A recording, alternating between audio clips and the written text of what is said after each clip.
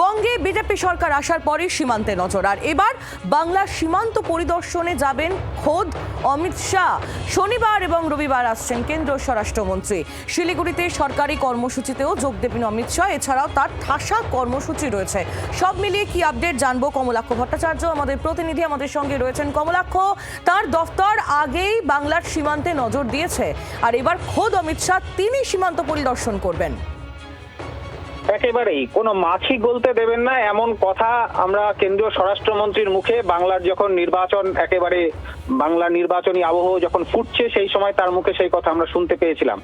একেবারে আটোসাটো ভাবে বাংলার সীমান্তগুলি সেখানে কতটা ঘেরা হচ্ছে, অর্থাৎ ফেন্সিং এর কাজ কতদূর এগোচ্ছে, বাংলার সরকার জমি বিএসএফ কে দেওয়ার পর সেখানে কাজের গতি কতটা এই মুহূর্তে, সেই গোটা বিষয় এবং তার পাশাপাশি অনুপ্রবেশকারীদের বাংলাদেশে ফেরত পাঠানোর ব্যাপারে কতটা তৎপরতা রয়েছে, সমস্ত কিছু খতিয়ে দেখতে বাংলায় দুদিন বাংলার সীমান্ত পরিদর্শন করবেন কেন্দ্রীয় স্বরাষ্ট্রমন্ত্রী। উত্তরবঙ্গ এবং দক্ষিণবঙ্গের একাধিক সীমান্তে তিনি যাবেন এমনটাই জানা যাচ্ছে।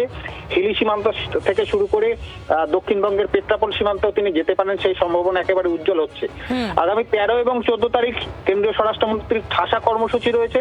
তুমি জানো যে সাকরাইলে আমুল প্ল্যান্টের যে ভূমি পুজো রয়েছে সেখানেও তার যাওয়ার কথা রয়েছে, এবং তার পাশাপাশি রবীন্দ্র সদনে এই প্রধানমন্ত্রী নরেন্দ্র মোদীর 12 বছর পূর্তি উপলক্ষে যে বিশেষ কর্মসূচি নেওয়া হচ্ছে তার সমাপ্তি অনুষ্ঠান, অর্থাৎ ইন্টেলেকচুয়াল মিট, সেখানে বাংলার তাবড় সেলিব্রিটি সহ বিভিন্ন ক্ষেত্রের নামি দামি ব্যক্তিত্বদের উপস্থিতিতে এই সমারোহ অনুষ্ঠান উদযাপিত হবে। সেখানে কিন্তু পৌরোহিত্য করবেন কেন্দ্রীয় স্বরাষ্ট্রমন্ত্রী অমিত শাহ। বাংলার আওয়াজ, বাঙালির আবেগ, জি 24 ঘন্টা।